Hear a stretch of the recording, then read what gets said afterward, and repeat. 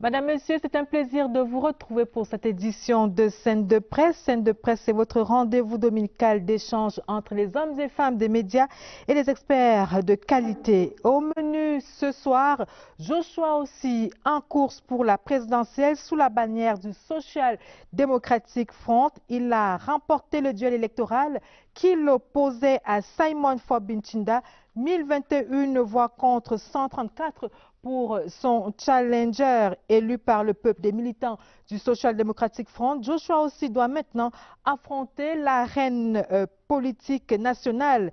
Quelles sont ses forces? Peut-il fédérer l'opposition camerounaise autour de lui? Scène de Presse ouvre le débat. La presse papier écrit les pages les plus tristes de son histoire, tirage famélique, distribution tatillonne, publicité à tête chercheuse. C'est dans ce contexte que l'État a procédé cette semaine à la distribution de l'aide publique à la communication privée, soit 216 millions de francs CFA. Si certains directeurs de publication crachent sur cette aide, d'autres par contre la prennent à deux mains. Pourquoi? Scène de Presse s'interroge. Autre question ce soir, comment viabiliser les entreprises de presse au Cameroun? Nous sommes ensemble pour 52 minutes de débat avec vos rubriques habituelles, la revue de presse, les unes du lundi, et puis en focus, le ministre des Sports et de l'Éducation physique, Bidung Pat, qui dit tout sur l'évaluation de la mise en œuvre des recommandations de la CAF dans le sillage des préparatifs de la CAN 2019. Mais avant, faisons connaissance avec nos invités du soir, c'est en mode selfie.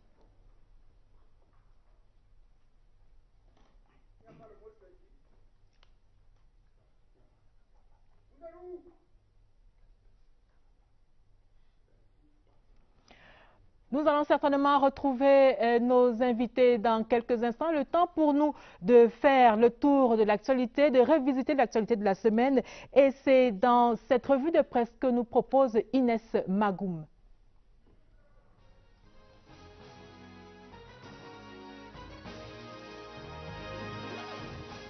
Sénatorial 2018. Place à l'examen des candidatures. Cameroun Tribune nous rappelle que les listes sont closes depuis jeudi dernier. Le journal nous informe par ailleurs que le Conseil électoral de l'ECAM a désormais jusqu'au 10 mars prochain pour rendre son verdict. Après la clôture du dépôt des listes, les quotidiens Mutation et Le Jour choisissent vendredi dernier de revenir sur l'ambiance de dépôt des dossiers à l'ECAM la veille. Du sang neuf pour porter la candidature du SDF à la présidentielle 2018. Il s'agit de Joshua aussi, désigné au cours du 9e congrès du SDF, tenu les 22, 23 et 24 février à Bamenda. Sur ce sujet, justement, le bi-hebdomadaire Repère décrit lundi dernier une primaire inédite au SDF. Le journal nous apprend que c'est la seconde fois après 2004 que le parti organise les primaires en vue de la désignation de son candidat à la présidentielle depuis la naissance du SDF en 1990. Pendant que le quotidien national bilingue évoque l'arrivée d'un congrès inattendu au SDF, le quotidien de l'économie, lui, y voit la relève. Les deux journaux se sont intéressés cette semaine aux enjeux des assises de ce 9e congrès. Renouvellement du comité exécutif national et désignation du candidat du parti à la prochaine présidentielle. Les quotidiens Mutation, Le Messager et La Nouvelle Expression, quant à eux, relèvent la présence de Titus Edouard, ancien secrétaire général de la présidence de la République, à ce grand rendez-vous de la vie politique du SDF. Une nouvelle ère s'ouvre également dans l'armée camerounaise avec la réorganisation du président de la République. Pour Cameroun Tribune, c'est un renforcement du dispositif sécuritaire. Le journal de vendredi dernier revient sur les 22 décrets et 3 arrêtés signés par le chef des armées le 21 février dernier.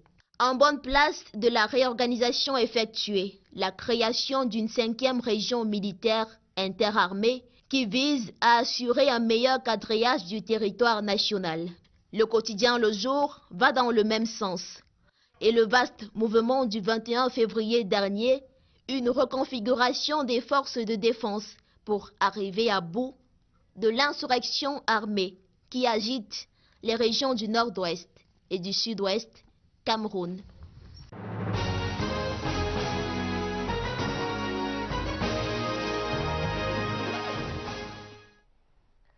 Merci Inès Magoum. Comme initialement annoncé, donc, faisons connaissance avec nos invités du soir. C'est un mode de selfie.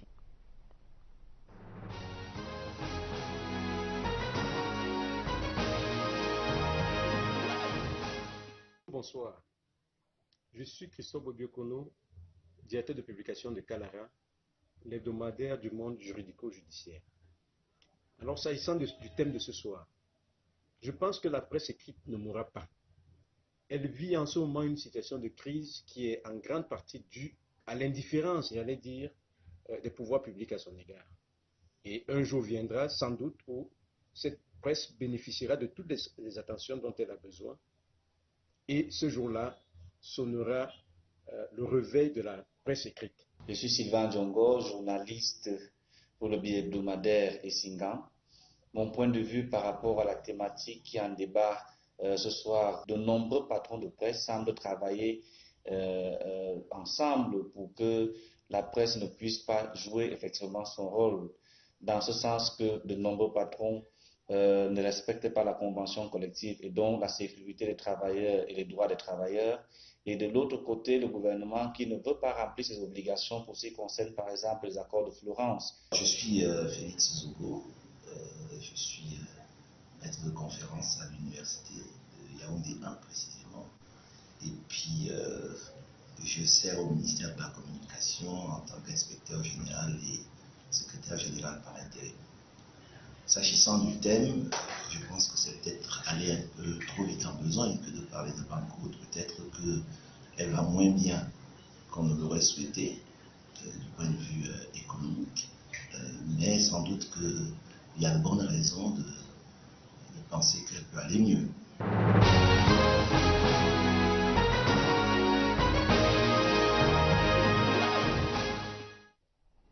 Également avec nous ce soir, Aman Malaki, directeur de publication du quotidien Le Jour, mais qui est surtout président de la Fédération des éditeurs de presse. C'est bien cela? Tout à fait. Tout à fait.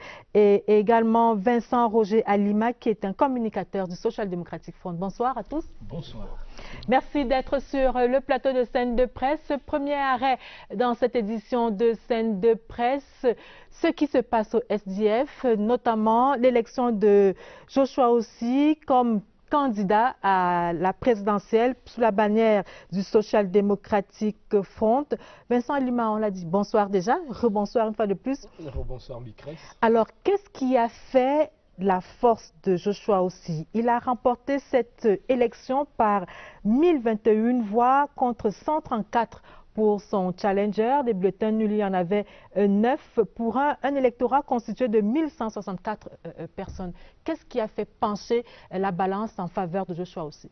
Oui, et déjà, Joshua Ossi n'apparaît pas dans la scène politique aujourd'hui. Il est au travail depuis fort longtemps au sein du SDF, au point où je ne connais pas un endroit qu'il ne connaît pas et je ne connais pas un militant ou alors un sympathisant qui n'exprime pas quelque volonté de l'accompagner dans la politique qu'il a longtemps exprimée dans la société civile, dans la scène politique, et qu'aujourd'hui, avec le congrès extraordinaire qui a vu samedi dernier porter à la candidature du SDF, le porte-étendard du SDF aux prochaines élections présidentielles, j'ai noté que tout le Cameroun, à la limite, a commencé à donner une voix et que le SDF a emboîté cette voix. Alors cela avec ce double plébiscite. Cela augure-t-il d'une renaissance du SDF?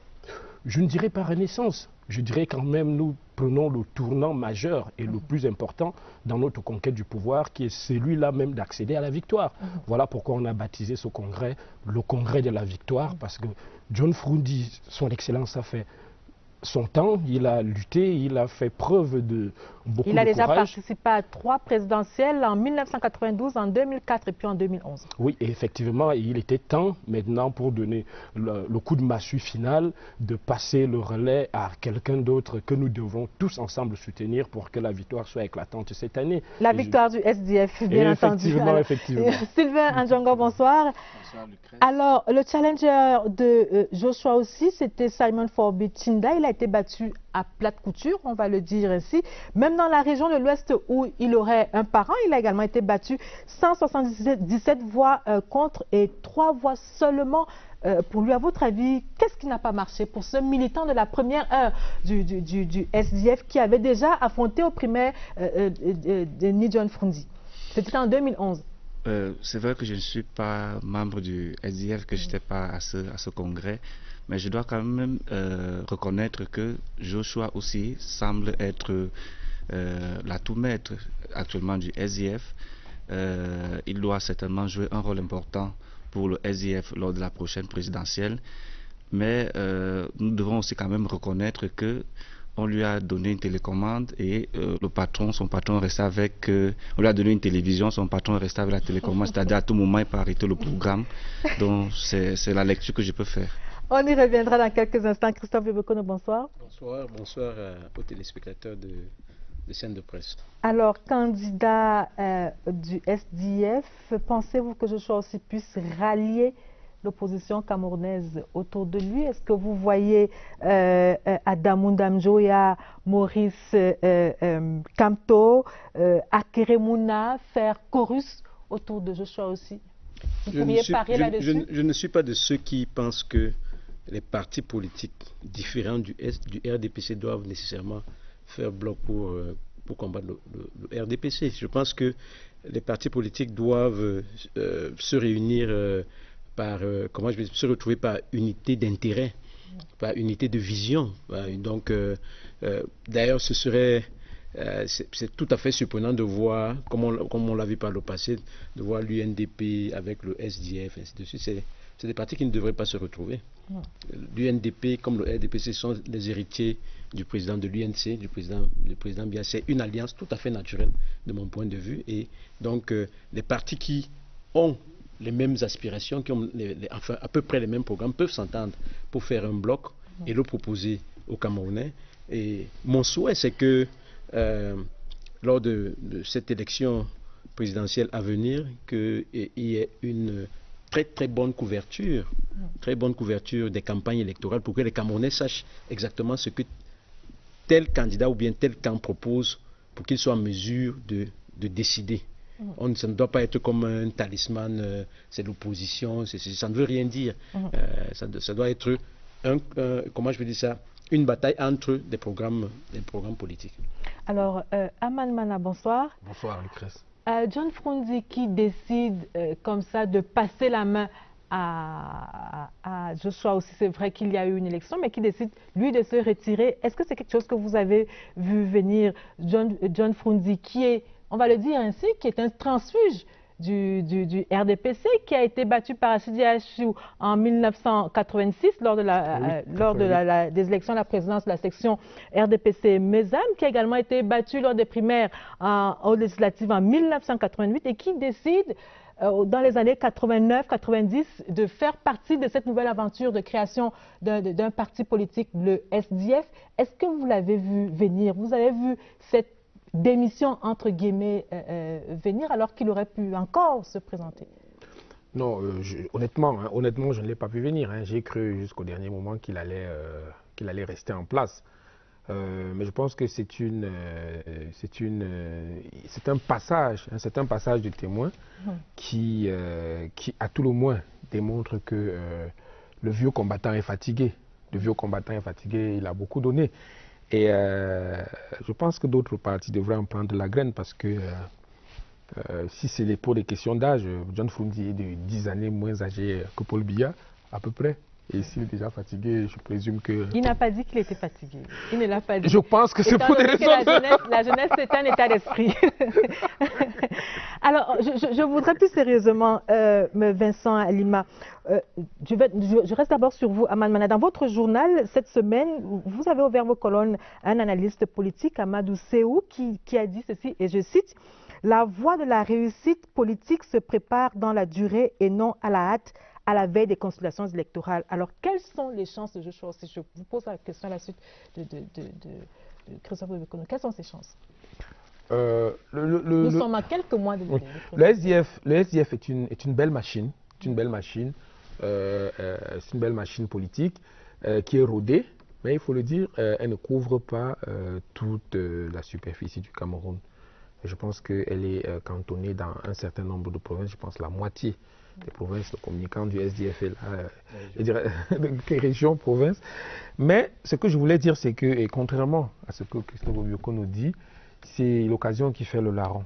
Et je ne vois pas comment est-ce qu'une opposition non coalisée peut avoir une seule, mais alors une seule chance d'atteindre dans un scrutin à un seul tour, atteindre les scores qu'aura le candidat du RDPC.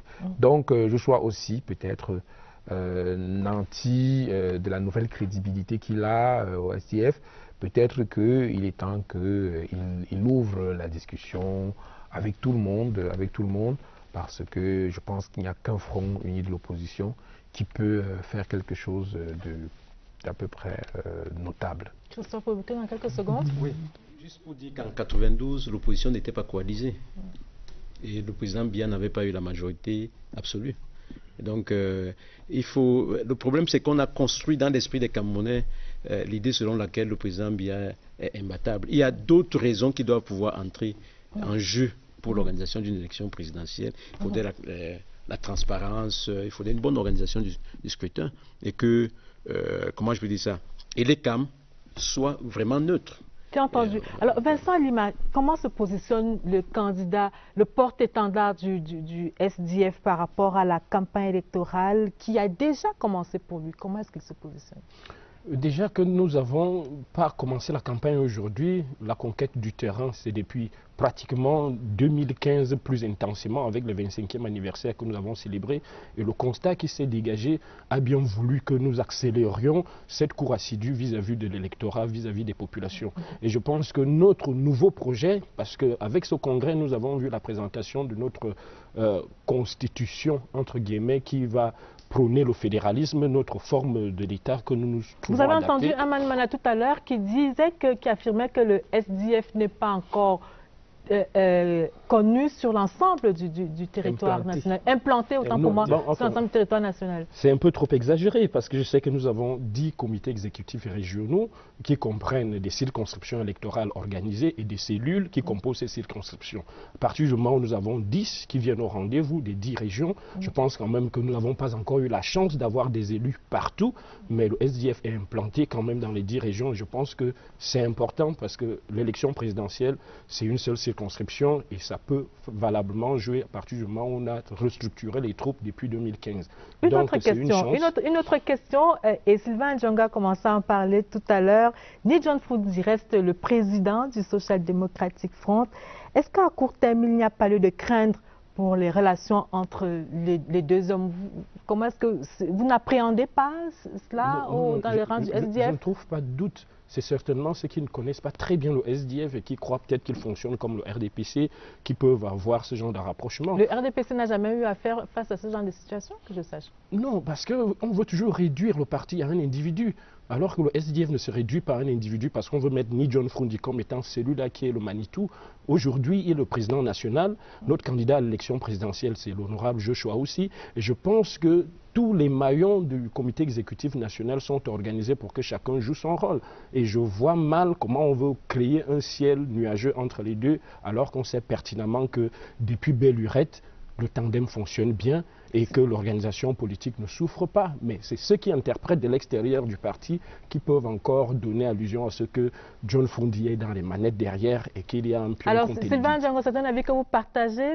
Bien évidemment, mais si vous voulez, je peux reprendre par une autre figure de style. C'est exactement comme vendre une chèvre et garder la corde. Aujourd'hui, le patron de Joshua aussi, c'est John Froudi, et donc il lui a cédé un peu de pouvoir. Vous pouvez prendre les autres pays que nous aimons souvent citer comme exemple, par exemple en France ou le PS. En général, dans ces pays-là, il faut d'abord avoir la légitimité au niveau du parti, avoir les pleins pouvoirs. Et donc, si vous êtes éventuellement élu, et donc vous laissez la tête du parti, vous consacrez pleinement aux fonctions du chef de l'État. Parce qu'aujourd'hui, nous avons l'impression que le SDF fonctionnait comme si ils étaient déjà au pouvoir. Un parti-État. Un parti-État, voilà. Donc, ils font exactement un peu comme le RDPC. Différent. Nous sommes membres de l'Internationale socialiste, ça voudrait bien dire que nous luttons contre la forte centralisation que les gens nous prêtent. Voyez l'image que nous avons par exemple en Côte d'Ivoire avec Gbagbo et Affi-N'Guessan. Gbagbo est premier vice, Pascal Affi-N'Guessan est président national. Et on va comme ça pour éviter de caporaliser que vous dictez à la tête du parti et vous dictez à la tête de la République. L'avenir nous le dira. L'avenir nous le dira. Nous n'avons pas de boule de cristal sur ce plateau de scène de presse. On se donne rendez-vous dans quelques mois et puis on en reparlera. Madame, Messieurs, nous allons marquer notre arrêt dans cette édition de scène de presse. L'actualité cette semaine, c'était aussi la rencontre entre le ministre des Sports et de l'Éducation physique et les répondants des entreprises engagées dans la construction des infrastructures de la CAN 2019. À l'ordre du jour de la rencontre, l'évaluation de la mise en œuvre des recommandations de la CAF. Bidung Pat est en focus dans cette édition de scène de presse.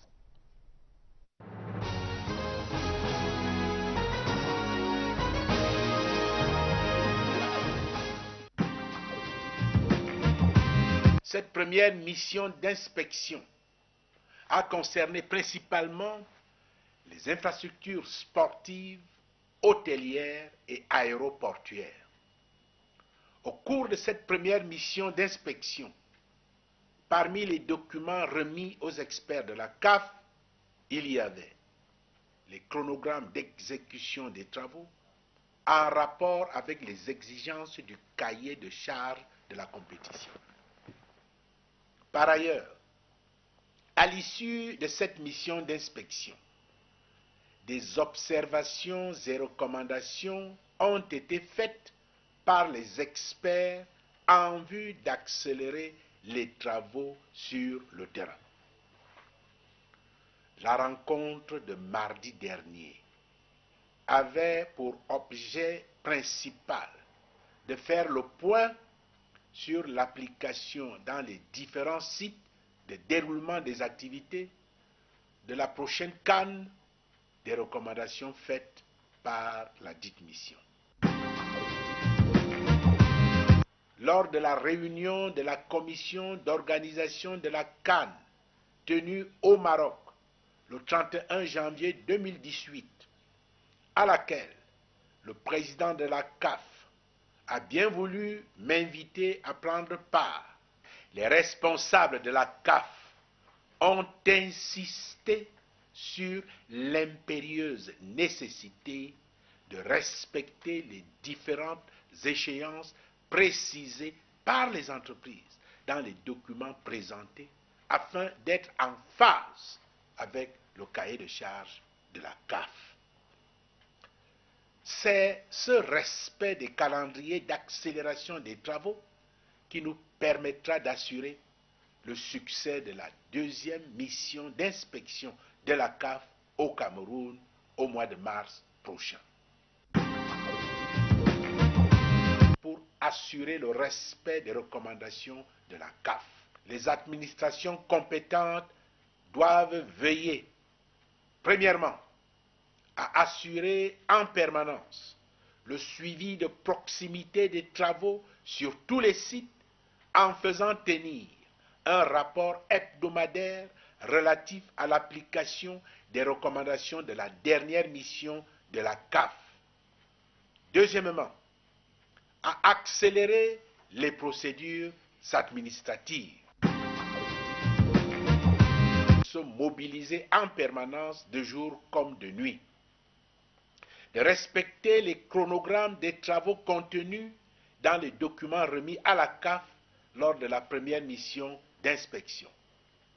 De mettre sur pied une synergie d'action de tous les acteurs impliqués dans la mise en œuvre des travaux, à savoir les entreprises, les bureaux d'études techniques et les administrations compétentes. D'accélérer la production des derniers documents techniques attendus. Je voudrais également préciser que les descentes régulières des hautes autorités sont envisagées dans les prochains jours pour évaluer l'application effective de ces recommandations.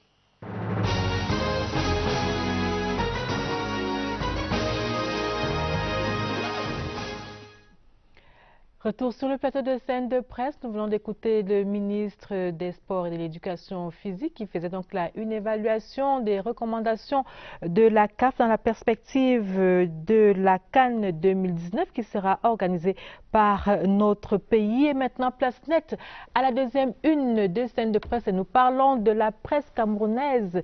Est-ce qu'elle se meurt? Elle pourra-t-elle survivre à ce mauvais vent qui souffle depuis quelques années déjà? Christophe Obekono, cette semaine, le gouvernement, à travers le ministère de la Communication, a distribué, entre guillemets, l'aide publique à la communication privée. Et dans ce cadre-là, votre journal, Kalara, a reçu 1 704, c'est bien cela, 504 000 francs CFA. Alors, cet appui, pour vous, c'est un appui qui est le bienvenu? C'est une bouffée d'oxygène? Si nous prenons cet argent-là, c'est parce que l'environnement économique national fait qu'il n'y a pas suffisamment de ressources pour la presse. Le tissu économique est très très faible, très pauvre. Il n'y a pas beaucoup d'annonceurs. Le niveau des infrastructures fait qu'un journal qui paraît aujourd'hui à Yaoundé n'atteint pas toutes les régions du pays le même jour. Donc la presse ne se vend pas, pour ce qui est de la presse écrite. Donc cette conjonction de facteurs fait que nous sommes dans une certaine précarité et le moindre saut, pour ce qui concerne Kalara, est le bienvenu. Mais il faudrait préciser que la somme partagée, entre guillemets, cette semaine, c'est l'aide publique à la presse pour l'année dernière. Ça signifie qu'il y a eu une dégradation de la situation depuis un certain temps. En principe, cet argent-là est mis à la disposition des organes de presse au milieu de l'année, c'est-à-dire à partir du mois de juillet. Et on a vu la situation se dégrader au fur et à mesure. Donc l'aide publique que nous avons reçue, qui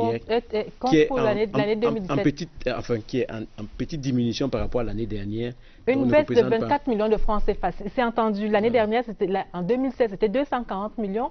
Et pour l'année 2017, que vous avez reçu cette semaine, le montant s'élève à 216 millions, soit une baisse de 24 millions de francs CFA. Alors, tout à côté de vous, un directeur de publication du quotidien Le Jour qui, lui, a choisi de ne pas prendre cet argent, de refuser cette aide-là. Ahmad Mana, pourquoi avoir refusé de prendre cette aide? Oui, pourquoi Le Jour ne veut pas prendre cette aide? Bon, d'abord, notre geste ne signifie pas que nous sommes particulièrement nantis. Non. Et c'est tout simplement parce que nous ne sommes pas d'accord avec les modalités de distribution, entre guillemets, de cette aide-là. Et nous ne sommes pas également d'accord avec ce qu'elle représente, la manière dont elle est présentée. À partir du mot aide, nous ne sommes pas d'accord avec le principe de l'aide. Non. Le gouvernement de la République doit accompagner les médias dans leur mission de service public. Et à ce titre, il doit mettre à leur disposition un certain nombre de facilités. Donc, c'est ce qu'on appelle l'aide. Ce qu'on appelle l'aide, c'est de l'argent distribué en cash à des personnes sur des montants. Bobiokono a la liberté de venir de dire son montant ici. Personne d'autre ne peut venir dire ce qui s'est passé. Donc nous pensons quand même qu'autour de cet argent distribué, il y a quand même un ensemble de choses qui, à notre avis, font que nous pensons que on ne devrait pas, les choses ne devraient pas être ainsi. C'est pour certains gestes de protestation. Et nous pensons que pour que les choses soient claires, il est bon qu'on fasse le bilan de cette aide-là. Depuis 15 ans qu'elle existe. Nous allons revenir sur cet aspect-là, Ahmad Mana, je vous le promets. Le temps pour moi de questionner Sylvain Djongo sur ce sujet-là. Lorsque cette aide, vous avez longtemps fait partie de certaines rédactions, vous en faites d'ailleurs encore partie. Lorsque cette aide-là est donnée, pour ainsi dire, au directeur de publication, est-ce que le personnel le ressent d'une manière ou d'une autre? Vraiment, sentez-vous libre? Je suis libre. En fait, je suis un peu embarrassé parce que ce ne sont pas tous les directeurs de publication qui veulent qu'on parle de la gestion de cette aide-là. Mais une chose est sûre, c'est que la plupart des directeurs de publication qui reçoivent cet argent l'utilisent généralement comme bon leur semble. C'est de l'argent de poche. Je ne sais pas si c'est de l'argent de poche, de toutes les façons, c'est eux qui vont chercher l'argent et c'est eux qui décident de l'utilisation de cet argent-là. Donc peut-être il faut demander aux directeurs de publication ceux qui font cet argent. Mais est-ce que le personnel, le personnel qui travaille dans ces entreprises de presse, entre guillemets, là, ressent souvent que l'État a donné quelque chose? Voilà, il faut déjà savoir... Est-ce que vous le ressentez dans vos poches? Est-ce qu'il faut déjà savoir à quel moment le directeur de publication va chercher cet argent? L'information est publique. L'information est publique, mais vous connaissez toute l'opacité qui entoure cette histoire. Tenez par exemple ce qui a été octroyé la semaine dernière, ou cette semaine, sommes dimanche. On publie des noms, on a parlé d'à peu près 150 bénéficiaires, mais on ne sait pas qui a reçu quoi. C'est-à-dire dans un exercice de transparence, voilà par exemple un directeur de publication qui lui est transparent, il dit moi j'ai reçu tant. On aurait souhaité avoir une publication avec des noms, puisque c'est de l'argent public, que tout le monde sache exactement combien il y a eu. On sait quand même qu'il y a 65 publications qui ont reçu cette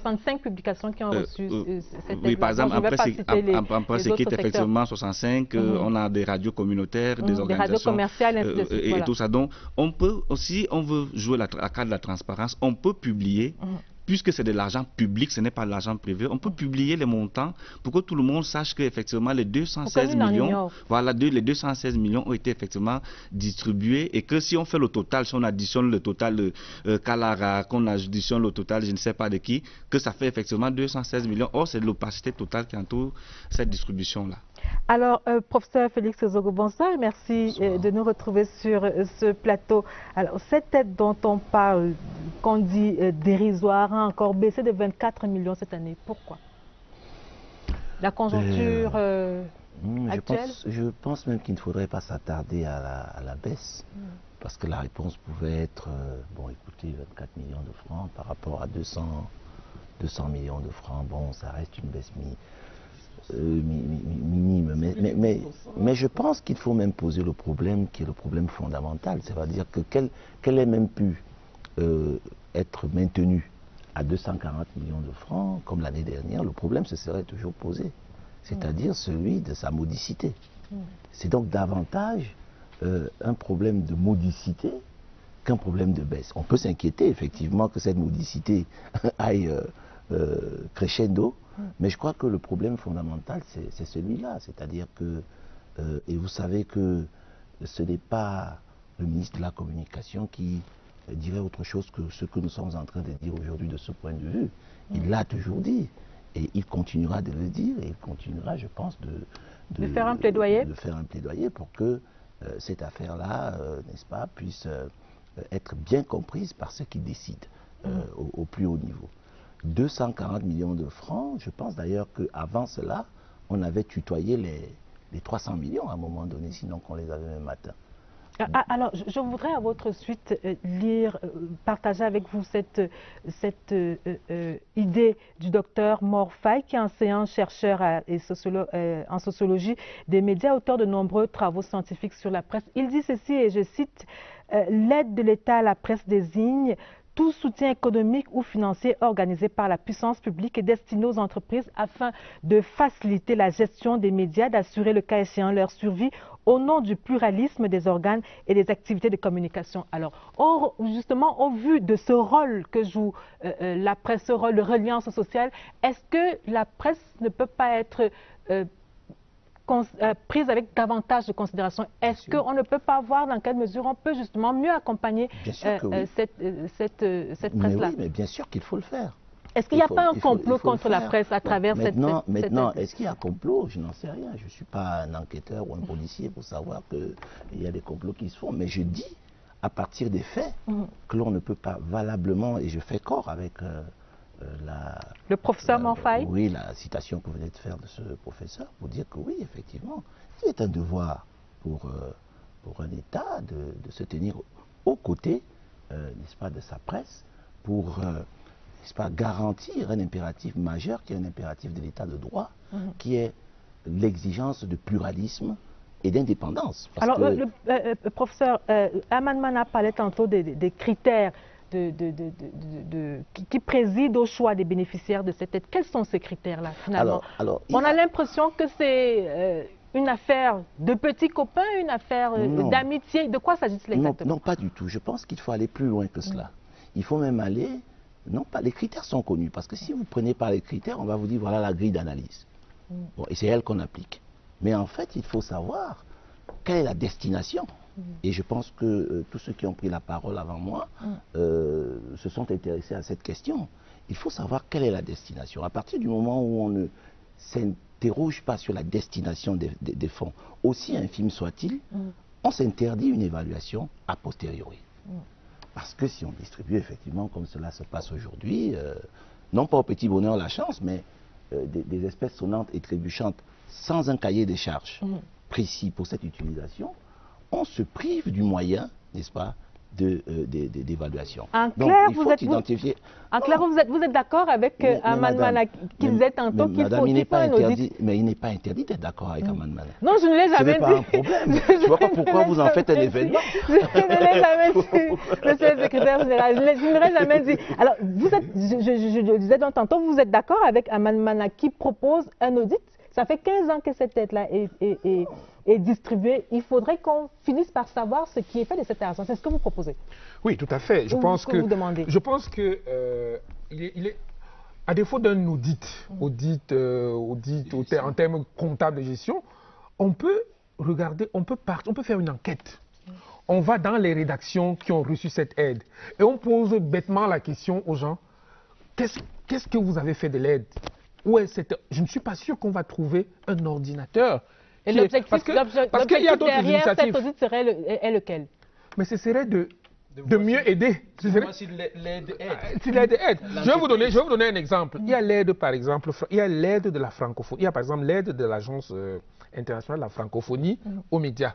C'est une aide quand vous allez, si vous venez au jour, on va vous montrer le système informatique qui a été qui est le fruit de l'appui de la francophonie au jour. Et on a acheté des machines qui sont là depuis 10 ans. À l'époque, on avait acheté le top du top en matière pour faire de l'infographie et des Macs. Les Macs sont encore là, qu'on a acheté il y a 10 ans, grâce à l'aide de la francophonie. C'est assignable. Et quand la francophonie vous donne de l'argent, ils envoient quelques mois plus tard un émissaire pour venir vérifier physiquement ce que vous avez, en dehors des papiers que vous envoyez pour justifier l'aide que vous avez reçue, ils envoient physiquement, quelqu'un pour voir physiquement ce que vous avez fait de cette aide. Et c'est une aide consistante. C'est de l'aide consistante. Calara, par exemple, a reçu à peu près 9 millions. Nous avons un Mac. Tous les journalistes de Calara ont un ordinateur grâce à cette aide-là. C'est visible. Elle est structurante. Mais avec 1 700 000 francs, qu'est-ce qu'on peut faire? Qu'est-ce que vous allez en faire? Il peut aller en week-end. J'ai fait un post l'autre jour. J'ai présenté ces biens parce que j'étais choqué d'être appelé. Oui, vous avez fait un post pour présenter les biens, mais qu'est-ce que vous allez faire de cet argent? Non, mais cet argent est déjà dépensé. J'ai payé 1 mois de salaire à mes employés. J'ai fait un virement à Macacos pour amortir ma dette là-bas. Et tout ça, c'est traçable. J'espère que les autres DP vont suivre votre voie ou qu'ils suivent votre voie. Monsieur, si vous le permettez, nous allons marquer un autre arrêt dans cette édition de Scène de presse et nous allons parler de cette actualité qui semble brouiller le ciel à Douala où les compagnies aériennes expriment leur mécontentement par rapport à la tenue de la plateforme aéroportière. Hier, le ministre des Sports, Edgar Alum Bongo, a dû descendre sur les lieux pour en savoir plus et nous retrouvons Olivier Kingemoli à Douala. Olivier, bonsoir. Que se passe-t-il à Douala au point que le ministre des Transports ait dû descendre sur le terrain? Olivier, bonsoir.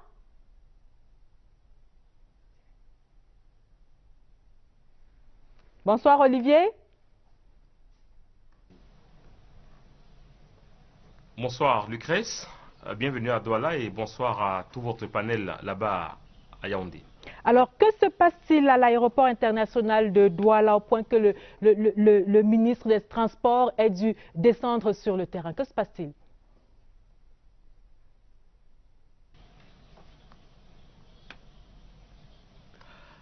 Mais il faut dire que cela participe d'une action régulière ou alors traditionnelle d'un ministre qui doit bien trouver le moyen de sortir de son cabinet pour aller humer la réalité du terrain. Maintenant, le ministre des Transports qui était ici à Douala hier a bien voulu faire remarquer que sa descente ici l'était à l'initiative du chef de l'État pour voir de près une situation née d'une lettre ou alors d'un ensemble d'observations qui ont été adressées au directeur général des ADC par les compagnies aériennes qui desservent Douala, 15 au total, sur la nécessité d'aménager convenablement l'infrastructure de l'aéroport dans tous ses compartiments. Alors, vous demandez le pourquoi de la visite du ministre ici. Il faut savoir que cela est aussi révélateur de ce que le gouvernement est bel et bien à l'écoute de tous ses partenaires. Dans le cas d'espèce, c'est les compagnies aériennes, 15 au total, on l'a dit, qui attirent juste l'attention sur un fait. C'est nécessaire. Alors, Olivier, il y a donc d'un côté les compagnies aériennes qui se plaignent, de l'autre les ADC. Et au milieu, il y a le gouvernement, ce qui suppose que le ciel est plutôt gris entre les ADC et les compagnies aériennes.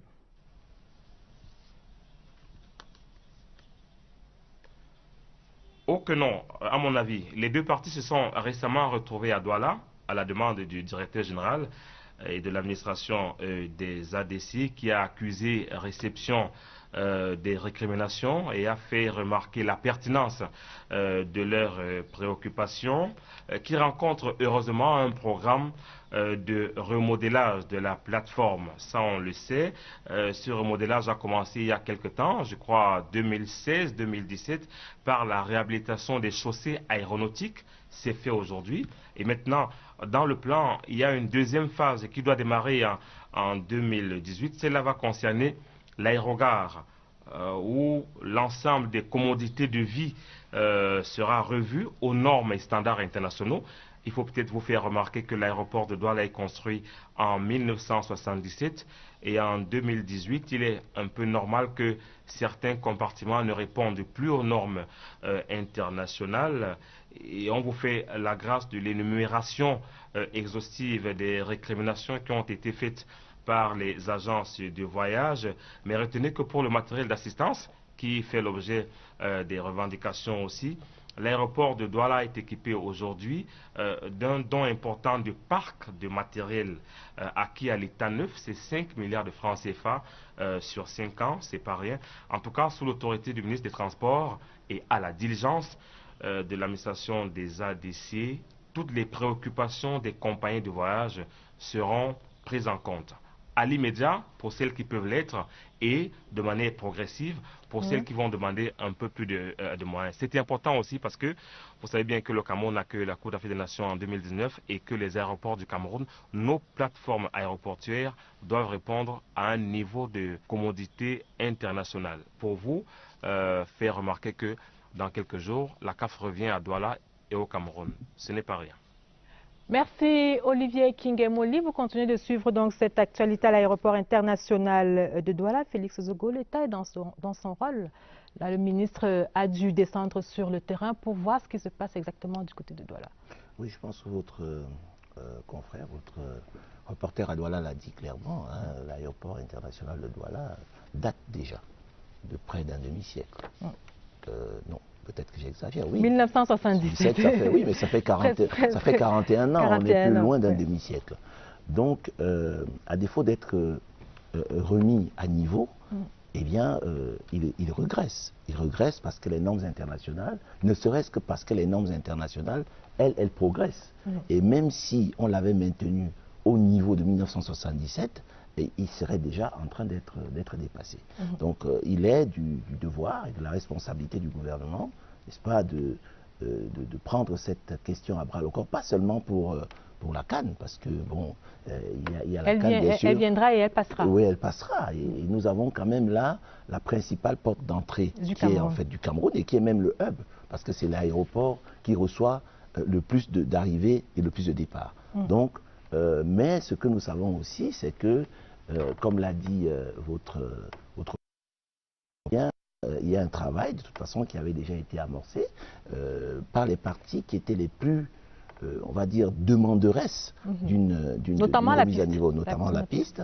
Et maintenant, il faut attaquer l'aérogare. Chacun de nous sait que quand vous êtes à l'aéroport international de Douala, vous n'êtes pas toujours tout à fait à l'aise. Ne serait-ce que le fait, à partir des parkings jusqu'au hall d'entrée, il y a quand même un problème. Maintenant, l'aérogare elle-même aussi a commencé à subir un certain nombre de réflexions qui sont tout à fait sensibles, et je pense qu'il est bon que cela aille de l'avant pour que la situation devienne très rapidement à la normale. Alors, c'est entendu, mesdames, messieurs, nous reparlons de la presse maintenant. Rapidement à la normale. Alors, c'est entendu, mesdames, messieurs, nous reparlons de la presse maintenant, et précisément de la viabilisation de la presse. Comment faire en sorte que la presse camerounaise, j'ai envie de dire, renaisse de ses centres? Sylvain Djongo, je sais que Aman Mana n'aime pas trop cette expression. Alors, comment viabiliser la presse camerounaise aujourd'hui? Qu'est-ce qu'il faut faire de votre point de vue? Quelle est par exemple la part des DP, pour commencer par là? Voilà. Quand vous m'avez invité à votre émission, je suis allé ressortir ce livre ce sont des actes d'un colloque qui a été tenu en 2010 à l'ESTIC. Il y avait beaucoup de professeurs, de journalistes et autres, des aînés dans la profession. En réalité, on ne devrait plus tenir ce débat parce qu'il y a tout ici. Du côté des entrepreneurs de presse, dont des patrons de presse, et du côté du gouvernement. Côté gouvernement, qu'est-ce qu'on avait découvert? On avait préconisé, voilà. Parce que le temps nous tient à la gorge. Voilà, on avait préconisé quoi. Le gouvernement, par exemple, pour ce qui concerne l'aide qu'il faut apporter aux médias, devrait normalement faire plus, mais le gouvernement le sait déjà, donc on ne lui apprend pas quelque chose de nouveau. Vous préconisez quoi? Il faut tout simplement appliquer ce que prévoient les conventions. Par exemple, pour ce qui concerne la presse écrite, il faut apporter le soutien qu'il faut pour ce qui concerne les accords de Florence, aider au niveau, par exemple, de l'importation du papier, l'encre, et même aider à soutenir ces entreprises-là. Pour ce qui concerne l'application au niveau des patrons, qui, chaque fois que vous leur demandez, par exemple, de respecter la convention collective, ils vont vous dire on aimerait bien, mais de l'autre côté, on n'a pas le soutien qu'on a du côté du gouvernement. Et donc, on assiste à un jeu de ping-pong qui, à la fin, a des sacrifiés que sont les salariés. Voilà. Alors, Aman Mana, comment viabiliser la presse au Cameroun? Vous proposez, par exemple, que l'État, qui est le principal acteur économique, actionne le levier de la commande publique au bénéfice de la presse privée également. Ça m'a l'air évident. Vous savez, nous sommes, écoutez, vous pensez, nous les entreprises, quand je parle de la presse écrite quotidienne ou hebdomadaire paraissant réellement, vous voyez, nous ne sommes pas sur des charges ou des budgets faramineux. J'ai toujours dit ça, c'est mon exemple le plus simple. J'ai toujours dit que lorsque l'État du Cameroun fait ses actions de communication à l'international, lorsqu'il prend une page dans le monde, c'est l'équivalent de 175 millions de francs CFA. 175 millions de francs CFA, ça fait vivre un quotidien, ça fait vivre un petit quotidien camerounais pendant un an. C'est une page dans le monde pendant un jour pour le gouvernement camerounais. Et après, le lendemain, la Société des rédacteurs du monde fait une lettre de protestation contre le gouvernement camerounais, contre la direction du monde qui a accepté cela. Donc, moi, c'est un exemple simple. Donc, la commande publique du Cameroun est là et peut faire vivre en abonnement, et en page de publicité. Il y a un ensemble de... Je ne vais pas partir sur des choses pour que les gens se sentent indexés, mais il y a quand même un ensemble de... Lorsque vous voyez parfois la manière dont la commande publique de la publicité est répartie, vous vous posez des questions. Il y a des journaux, ici au Cameroun, qui paraissent uniquement lors du journal des projets. Ils paraissent lors du journal de projet et ils paraissent ils sont là au moment de l'aide. Écoutez, vous paraissez au journal des projets, vous avez 4 millions, l'aide, vous avez 2 millions, ça fait 6 millions, vous êtes seul dans votre entreprise. Mais dis donc, chacun a besoin, il y a un type qui vit seul et qui a 6 millions, qui a jonglé comme ça pendant par an, c'est pas mal, non, Sylvain? Je pense que tu as 6 millions par an, c'est cool, hein? Non, écoutez, je pense qu'il y a trop de choses comme ça dans la presse camerounaise où des gens surfent. Des gens surfent comme ça et ils grappillent un franc ici, un franc là-bas. Ça fait que la véritable presse, où il y a des reporters qui vont tous les matins sur le terrain, ils ne peuvent pas vivre. Donc moi je pense qu'il y a un ensemble de choses comme à ça faire. que l'on Alors, peut faire. Christophe Obiokono, on parle également de la publicité qui serait à tête chercheuse. Mais pourquoi un annonceur viendrait faire des insertions dans vos journaux, sachant que ces journaux n'atteignent pas leur cible? Là, je parle là de la distribution, au regard de ce qu'est la distribution au Cameroun. Pourquoi pensez-vous qu'un annonceur viendrait prendre une insertion chez vous? Disons que ce que l'annonceur perçoit de la presse est déjà déformé et est déjà le fruit d'un certain nombre de dysfonctionnements. La presse écrite, vous parlez d'elle, qui est la mère de toutes les presses, est pillée quotidiennement. Lorsque moi je publie Kalara le lundi, vous allez voir toutes les télés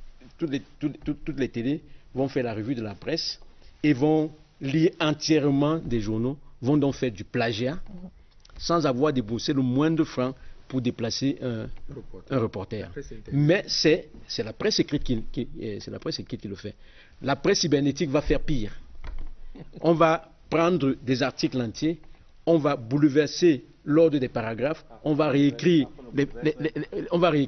et selon Kalara, voilà. Ils ouvrent les guillemets. Et voyez-vous, et vous voyez que nous avons besoin de refaire l'environnement juridique. Nous avons le secrétaire général du ministère de la Communication qui a été, je crois, le rapporteur des États généraux de la communication. Il y a un ensemble, en 2012, il y a un ensemble de, je crois, de recommandations qui avaient été prises. Pensez-vous que la loi même qui organise la presse au Cameroun soit encore en vigueur? Une loi qui ne prévoit pas, comment je vais dire ça, qui ne codifie pas la presse cybernétique alors que on est à l'ère d'Internet depuis longtemps. Donc il y a tellement de problèmes que donc c'est injuste de juger la presse écrite sur la base de ce qu'on voit. C'est tellement injuste, même pour les annonceurs. Nous faisons le travail de fond. Faisons le travail de fond. C'est nous qui faisons le travail de fond. Vos panélistes et vous-même, vous avez mis le doigt là où il fallait le mettre. Il faut poser un diagnostic sans complaisance. Mais ces diagnostics ont souvent été posés. Christophe Obiokono a parlé des états généraux de la communication. Ces actes existent. M. Ndiongo a parlé de ce colloque qui s'était déroulé à l'ESIC. Il y en a d'autres même encore. Même à l'initiative des ONG qui s'intéressent à la presse. Oui, il faut s'interroger sur les centres de fragilisation de l'économie de la presse au Cameroun. Et ces centres de fragilisation, on l'a dit, il y a évidemment le cadre juridique, ne serait-ce que parce que ce qu'on disait tout à l'heure pour l'aéroport de Douala, on peut le dire pour le cadre juridique qui encadre les activités en matière de presse au Cameroun. Mais il est vieux de bientôt 30 ans. Il est vieux de bientôt 30 ans et forcément, il a besoin d'être, puisque cette loi date de 1990. Et il y a de nombreux métiers, beaucoup de Obiokono le disait, des métiers qui sont apparus, de nouveaux métiers. Il y a même des questions relatives, par exemple la question de la distribution, qui est réglée dans la loi de 90 en une ligne, et qui aujourd'hui constitue le ventre mou même de la presse écrite, qui devrait être structurée de manière à ce que, légalement, juridiquement, on sache comment est organisée la distribution, non pas un distributeur qui arrive et qui monopolise l'activité de fait et qui naturellement pénalise ces entreprises, parfois qui ne lui plaisent pas pour des raisons diverses. Eh bien, nous avons ces centres de fragilisation. Mais maintenant, il y a la responsabilité naturellement des entrepreneurs eux-mêmes. Peut-être entrepreneurs.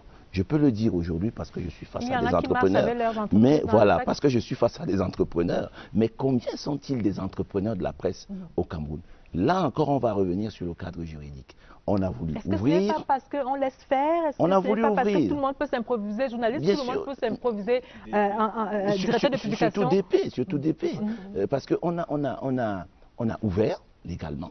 Aujourd'hui, Mme Lucrèce, ce qui se passe. Est-ce que cette ouverture-là n'était pas quelque peu malsaine et fabriquée? Je me refuse de juger. Notre ministre veut régler des comptes à son collègue, il finance un journal, tout le monde le sait, personne ne dit rien, personne ne fait rien. Je veux dire, ce n'est pas en le disant, à mon avis, que cela résoudrait le problème. Le problème, c'est qu'il faut le réparer. Il faut réparer cela parce que je pense que de toutes les activités économiques qui existent dans l'environnement économique et social camerounais, la presse est la seule activité où vous vous levez un matin, vous avez votre pièce d'identité, Vous vous rendez dans n'importe quelle préfecture, vous remplissez une déclaration et 15 jours après, si on ne vous a pas répondu négativement, vous êtes patron de presse. Mais ça ne peut pas aller de cette manière. C'est pour cela qu'il faut déjà que les questions soient adressées de par l'environnement juridique. Maintenant, les patrons, et je voudrais terminer par là, en quelques secondes, s'il vous plaît. C'est une conséquence en fait de cela. Lorsque vous créez une entreprise, vous avez forcément un projet d'entreprise. C'est-à-dire que vous entrez dans une activité, vous positionnez votre entreprise, vous vous dites voilà les contraintes de ce marché, l'exploitation est telle que je ne pourrais pas, à partir, n'est-ce pas, du financement marchand, couvrir mes charges, alors il me faudrait des financements additionnels. Où les trouver? Et c'est là que l'action de l'État doit rentrer. Aman le disait tout à l'heure, eh bien oui, effectivement, il faudrait que le financement institutionnel, public institutionnel, qui ne passe pas nécessairement par cette aide-là, mais qui peut prendre des formes qui soient utiles, même en termes de communication aux deux parties. Ça veut dire l'État qui veut communiquer aux administrés a des partenaires au niveau de la presse qui ont des espaces, et puis ces partenaires sont prêts à mettre ces espaces à disposition contre, n'est-ce pas, une rémunération donnée. Ça existe ailleurs, ça s'appelle les services rendus aux administrations. Ça peut se faire également ici. C'est noté, professeur Félix Zogo. Mesdames, Messieurs, nous allons marquer un autre arrêt dans cette édition de Scène de Presse pour parler un peu de politique et de citoyenneté. Le 22 février dernier était date limite de dépôt des déclarations de candidature pour les sénatoriales du 25 mars prochain.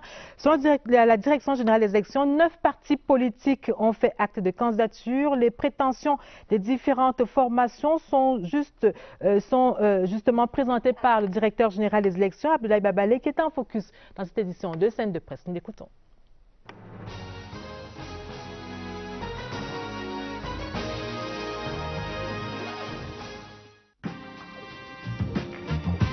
Neuf partis politiques.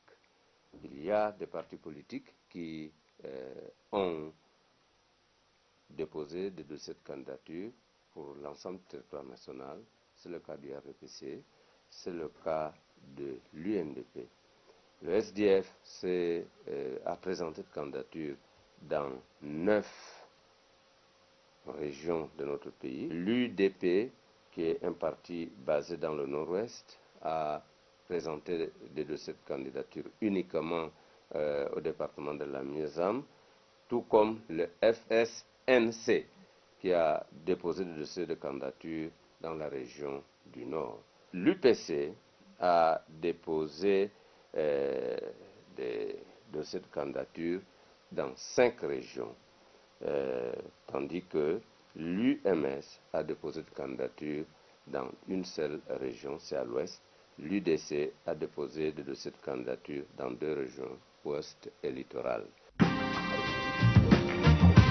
L'affichage des listes électorales effectif auprès des agences départementales afin de permettre à tout membre du collège électoral de bien vérifier dans quel bureau de vote il est appelé à voter. Nous avons également, dans un avenir proche, à leur demander d'aller auprès de l'agence départementale de leur affectation en termes d'aller voter pour retirer leur carte électorale. Ce sont des cartes électorales biométriques.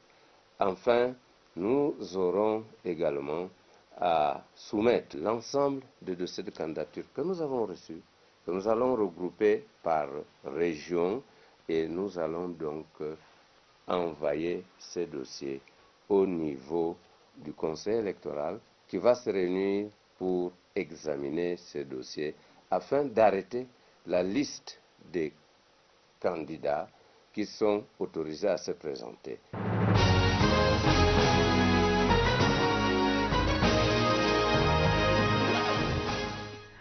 Madame, Monsieur, nous marquons un autre arrêt dans cette édition de Scène de Presse et c'est pour retrouver Agnès Solange Abessolo pour les unes du lundi. Bonsoir Agnès Solange.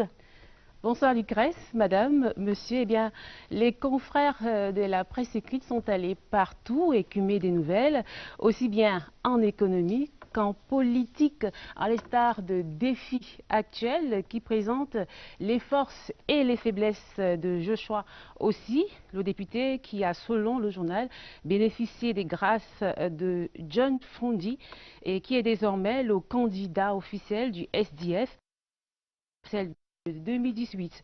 L'hebdo poursuit qu'il devra convaincre sur son projet de retour au fédéralisme et affronter évidemment la rivalité au camp Akeremouna. Dans la même veine, Le Soir analyse les propos d'Abel Elimbi, Lobé, plaqué en petite une de cette publication. Joshua aussi n'a jamais gagné une élection. Des gesticulations désespérées, affirme donc le journal qui titre en sa grande une « Défense et sécurité, vigilance ».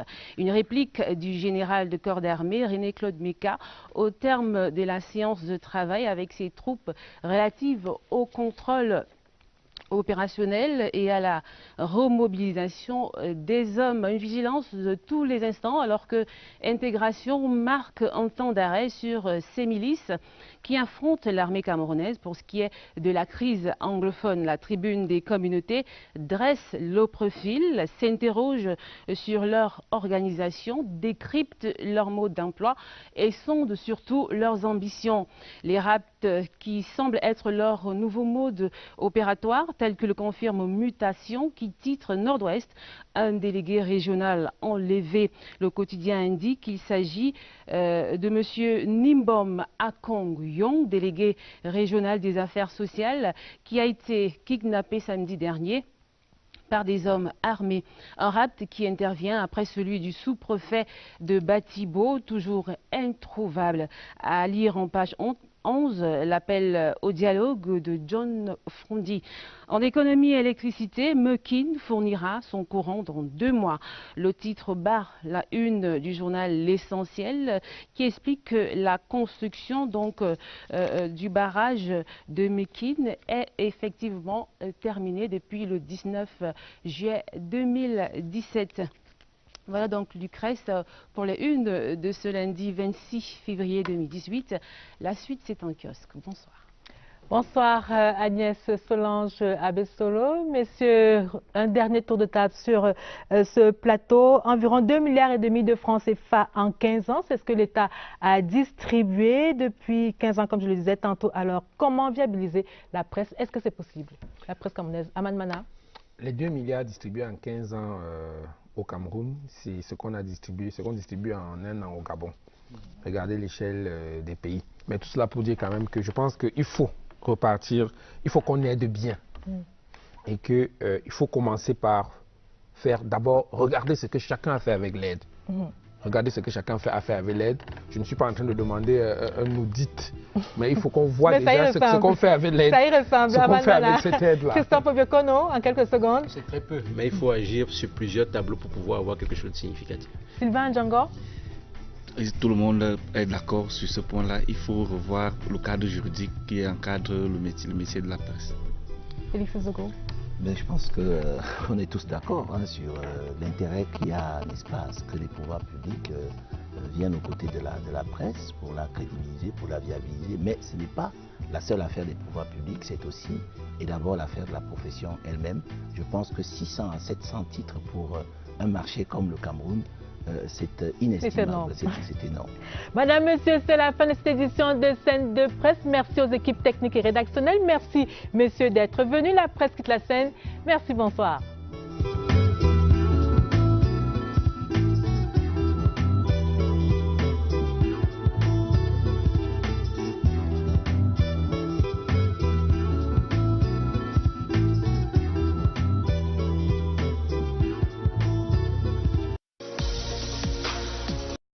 Sous la bannière du Social Democratic Front.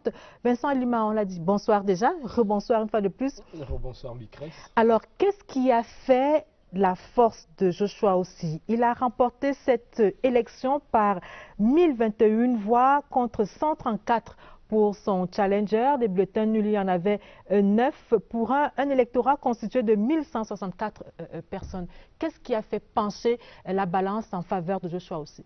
Oui, et déjà, Joshua aussi n'apparaît pas dans la scène politique aujourd'hui. Il est au travail depuis fort longtemps au sein du SDF, au point où je ne connais pas un endroit qu'il ne connaît pas, et je ne connais pas un militant ou alors un sympathisant qui n'exprime pas quelque volonté de l'accompagner dans la politique qu'il a longtemps exprimée dans la société civile, dans la scène politique, et qu'aujourd'hui, avec le congrès extraordinaire qui a vu samedi dernier porter à la candidature du SDF, le porte-étendard du SDF aux prochaines élections présidentielles, j'ai noté que tout le Cameroun, à la limite, a commencé à donner une voix et que le SDF a emboîté cette voix. Alors cela avec ce double plébiscite. Cela augure-t-il d'une renaissance du SDF? Je ne dirais pas renaissance. Je dirais quand même nous prenons le tournant majeur et le plus important dans notre conquête du pouvoir, qui est celui-là même d'accéder à la victoire. Voilà pourquoi on a baptisé ce congrès le congrès de la victoire, parce que John Froundi, son excellence, a fait son temps, il a lutté, il a fait preuve de beaucoup de courage. Il a déjà participé à 3 présidentielles en 1992, en 2004 et puis en 2011. Oui, et effectivement, il était temps maintenant pour donner le coup de massue final, de passer le relais à quelqu'un d'autre que nous devons tous ensemble soutenir pour que la victoire soit éclatante cette année. La victoire du SDF, bien entendu. Effectivement. Sylvain Andjongo, bonsoir. Bonsoir, Lucrèce. Alors, le challenger de Joshua aussi, c'était Simon Forbes Chinda. Il a été battu à plate couture, on va le dire ainsi. Même dans la région de l'Ouest où il aurait un parent, il a également été battu 177 voix contre et 3 voix seulement pour lui. À votre avis, qu'est-ce qui n'a pas marché pour ce militant de la première heure du SDF qui avait déjà affronté au primaire de John Froundi? C'était en 2011. C'est vrai que je ne suis pas membre du SDF, que je n'étais pas à ce congrès, mais je dois quand même reconnaître que Joshua aussi semble être l'atout maître actuellement du SDF. Il doit certainement jouer un rôle important pour le SDF lors de la prochaine présidentielle, mais nous devons aussi quand même reconnaître que on lui a donné une télécommande et son patron restait avec... on lui a donné une télévision, son patron restait avec la télécommande, c'est-à-dire à tout moment il peut arrêter le programme. Donc c'est la lecture que je peux faire. On y reviendra dans quelques instants. Christophe Bebekono, bonsoir. Bonsoir aux téléspectateurs de scène de presse. Alors, candidat du SDF, pensez-vous que Joshua aussi puisse rallier l'opposition camerounaise autour de lui? Est-ce que vous voyez Adamou Damjoya, Maurice Kamto, Akeremouna faire chorus autour de Joshua aussi? Vous pourriez parier là-dessus? Je ne suis pas de ceux qui pensent que les partis politiques différents du RDPC doivent nécessairement faire bloc pour combattre le RDPC. Je pense que les partis politiques doivent se réunir se retrouver par unité d'intérêt, par unité de vision. Donc, d'ailleurs, ce serait, c'est tout à fait surprenant de voir, comme on l'a vu par le passé, de voir l'UNDP avec le SDF, ainsi de suite. C'est des partis qui ne devraient pas se retrouver. L'UNDP, comme le RDPC, sont les héritiers du président de l'UNC, du président Biya. C'est une alliance tout à fait naturelle de mon point de vue. Et donc, les partis qui ont les mêmes aspirations, qui ont enfin, à peu près les mêmes programmes, peuvent s'entendre pour faire un bloc et le proposer aux Camerounais. Et mon souhait, c'est que lors de cette élection présidentielle à venir, qu'il y ait une très bonne couverture des campagnes électorales pour que les Camerounais sachent exactement ce que tel candidat ou bien tel camp propose pour qu'ils soient en mesure de décider. Ça ne doit pas être comme un talisman, c'est l'opposition, ça ne veut rien dire. Ça doit être comment je veux dire ça, une bataille entre des programmes politiques. Alors, Aman Mana, bonsoir. Bonsoir, Lucrèce.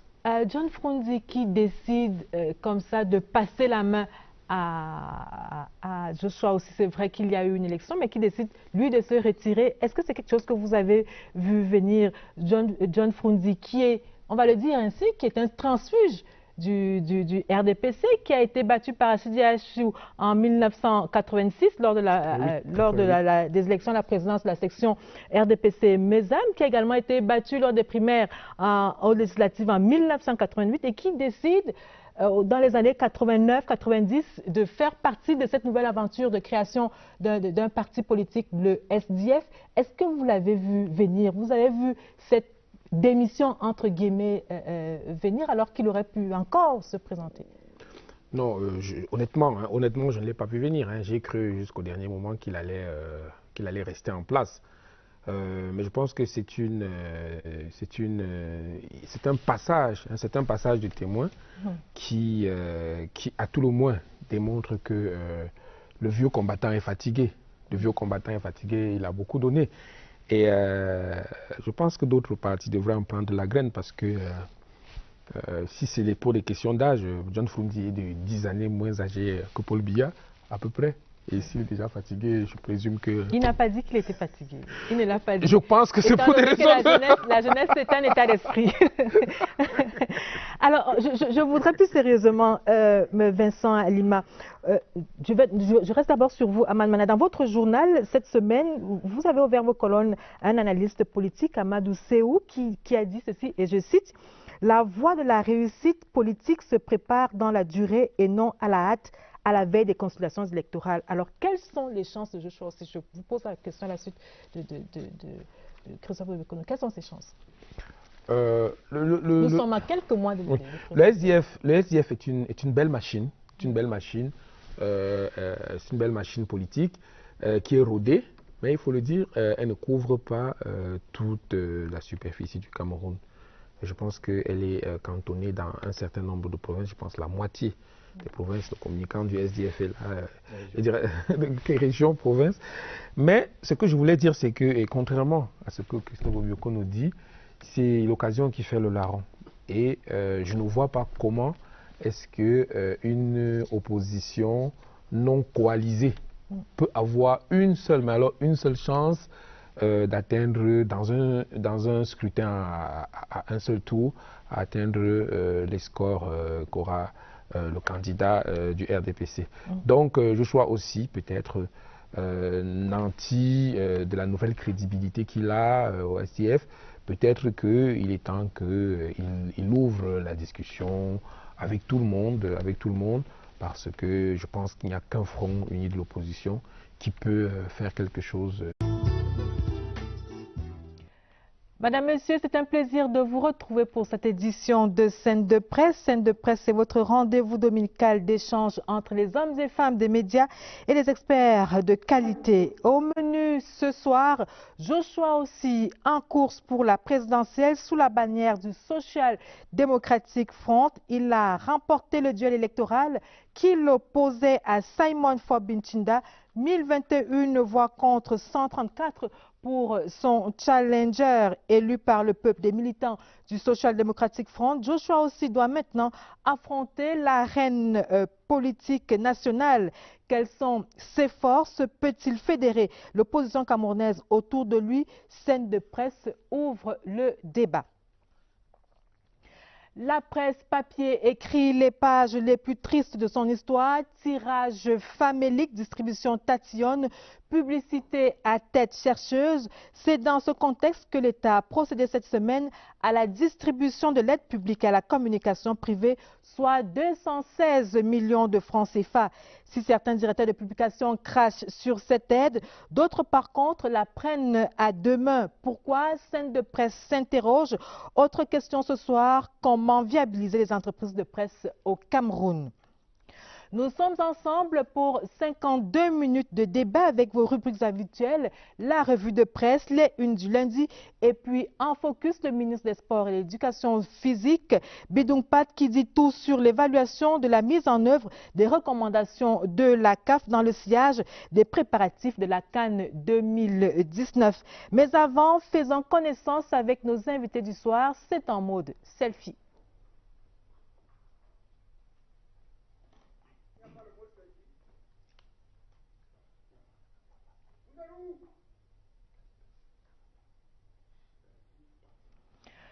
Nous allons certainement retrouver nos invités dans quelques instants. Le temps pour nous de faire le tour de l'actualité, de revisiter l'actualité de la semaine. Et c'est dans cette revue de presse que nous propose Inès Magoum.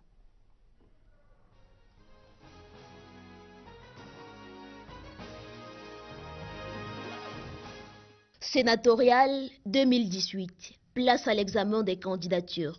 Cameroun Tribune nous rappelle que les listes sont closes depuis jeudi dernier. Le journal nous informe par ailleurs que le Conseil électoral de l'ECAM a désormais jusqu'au 10 mars prochain pour rendre son verdict. Après la clôture du dépôt des listes, les quotidiens Mutation et Le Jour choisissent vendredi dernier de revenir sur l'ambiance de dépôt des dossiers à l'ECAM la veille.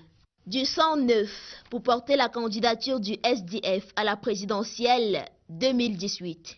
Il s'agit de Joshua Ossi, désigné au cours du 9e congrès du SDF, tenu les 22, 23 et 24 février à Bamenda. Sur ce sujet, justement, le billet hebdomadaire Repère décrit lundi dernier une primaire inédite au SDF.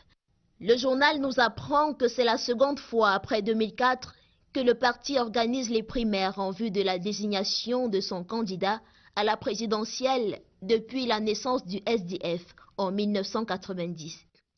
Pendant que le quotidien national bilingue évoque l'arrivée d'un congrès inattendu au SDF, le quotidien de l'économie, lui, y voit la relève. Les deux journaux se sont intéressés cette semaine aux enjeux des assises de ce 9e congrès. Renouvellement du comité exécutif national et désignation du candidat du parti à la prochaine présidentielle. Les quotidiens Mutation, Le Messager et La Nouvelle Expression, quant à eux, relèvent la présence de Titus Edouard, ancien secrétaire général de la présidence de la République, à ce grand rendez-vous de la vie politique du SDF.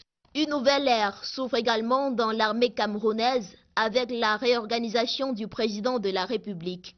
Pour Cameroun Tribune, c'est un renforcement du dispositif sécuritaire. Le journal de vendredi dernier revient sur les 22 décrets et 3 arrêtés signés par le chef des armées le 21 février dernier. En bonne place de la réorganisation effectuée, la création d'une 5e région militaire interarmée qui vise à assurer un meilleur quadrillage du territoire national. Le quotidien Le Jour va dans le même sens. Et le vaste mouvement du 21 février dernier, une reconfiguration des forces de défense pour arriver à bout de l'insurrection armée qui agite les régions du nord-ouest et du sud-ouest Cameroun.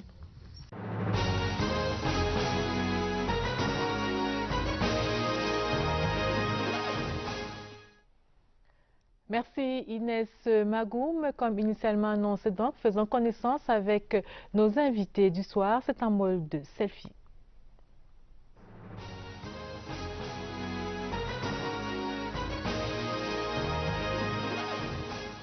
Bonsoir. Je suis Christophe Obiokono, directeur de publication de Kalara, l'hebdomadaire du monde juridico-judiciaire. Alors, s'agissant du thème de ce soir, je pense que la presse écrite ne mourra pas. Elle vit en ce moment une situation de crise qui est en grande partie due à l'indifférence, j'allais dire, des pouvoirs publics à son égard. Et un jour viendra, sans doute, où cette presse bénéficiera de toutes les attentions dont elle a besoin. Et ce jour-là sonnera le réveil de la presse écrite. Je suis Sylvain Djongo, journaliste pour le billet hebdomadaire Essingan. Mon point de vue par rapport à la thématique qui est en débat ce soir, de nombreux patrons de presse semblent travailler ensemble pour que la presse ne puisse pas jouer effectivement son rôle, dans ce sens que de nombreux patrons ne respectent pas la convention collective et donc la sécurité des travailleurs et les droits des travailleurs. Et de l'autre côté, le gouvernement qui ne veut pas remplir ses obligations pour ce qui concerne par exemple les accords de Florence. Je suis Félix Zogo. Je suis maître de conférence à l'université de Yaoundé 1 précisément.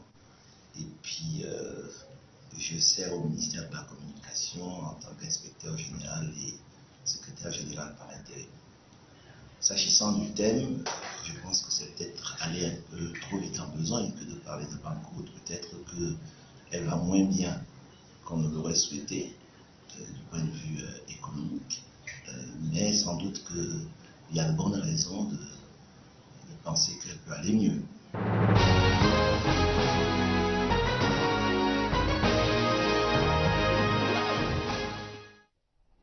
Également avec nous ce soir, Aman Mana, qui est directeur de publication du quotidien Le Jour, mais qui est surtout président de la Fédération des éditeurs de presse. C'est bien cela? Tout à fait. Tout à fait.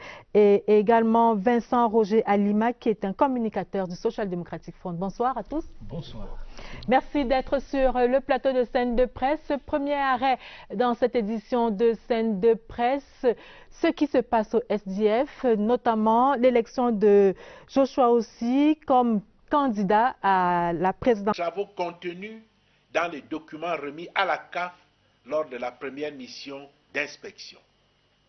De mettre sur pied une synergie d'action de tous les acteurs impliqués dans la mise en œuvre des travaux, à savoir les entreprises, les bureaux d'études techniques et les administrations compétentes. D'accélérer la production des derniers documents techniques attendus. Je voudrais également préciser que les descentes régulières des hautes autorités sont envisagées dans les prochains jours pour évaluer l'application effective de ces recommandations.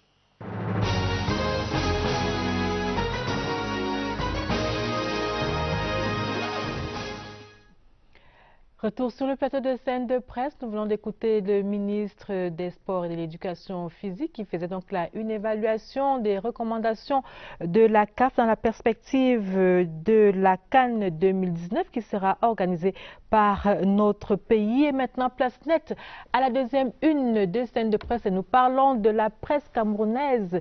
Est-ce qu'elle se meurt? Elle pourra-t-elle survivre à ce mauvais vent qui souffle depuis quelques années déjà? Christophe Obekono, cette semaine, le gouvernement, à travers le ministère de la Communication, a distribué, entre guillemets, l'aide publique à la communication privée. Et dans ce cadre-là, votre journal, Kalara, a reçu 1 704 000 francs CFA. Alors, cet appui, pour vous, c'est un appui qui est le bienvenu? C'est une bouffée d'oxygène? Si nous prenons cet argent-là, c'est parce que l'environnement économique national fait qu'il n'y a pas suffisamment de ressources pour la presse. Le tissu économique est très très faible, très pauvre. Il n'y a pas beaucoup d'annonceurs. Le niveau des infrastructures fait qu'un journal qui paraît aujourd'hui à Yaoundé n'atteint pas toutes les régions du pays le même jour.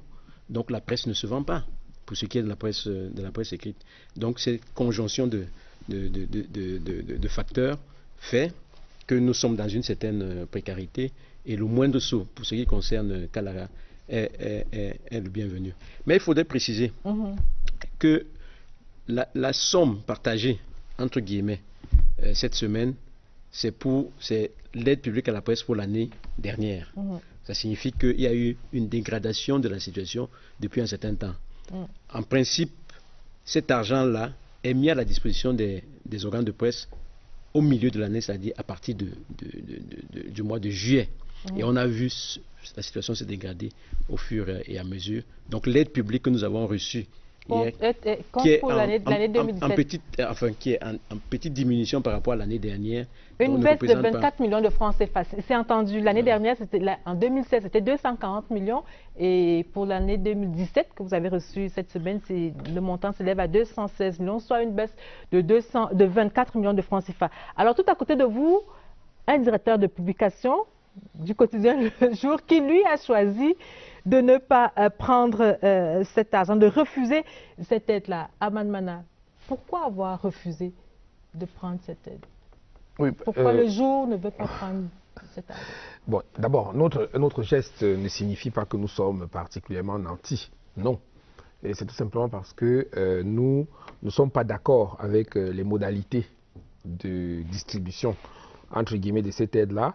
Et nous ne sommes pas également d'accord avec ce qu'elle représente, la manière dont elle représente. À partir du mot aide, nous ne sommes pas d'accord avec le principe de l'aide. Non. Le gouvernement de la République doit accompagner les médias dans leur mission de service public. Et à ce titre, il doit mettre à leur disposition un certain nombre de facilités. Donc, c'est ce qu'on appelle l'aide. Ce qu'on appelle l'aide, c'est de l'argent distribué en cash à des personnes sur des montants. Bobio Kono a la liberté de venir de dire son montant ici. Personne d'autre ne peut venir dire ce qui s'est passé.